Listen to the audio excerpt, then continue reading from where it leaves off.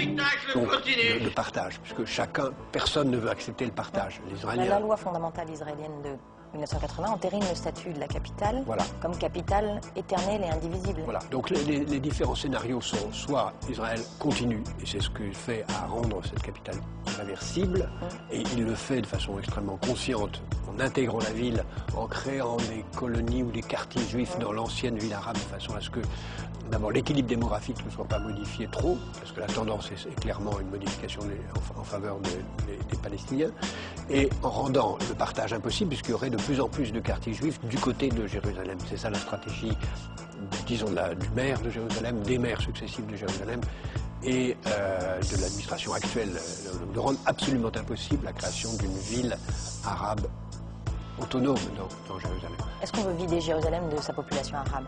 C'est pas en la vidant, c'est en créant les conditions pour que les quartiers arabes soient mêlés à des quartiers juifs de telle façon qu'il n'y ait pas imaginable, pas viable d'avoir une entité.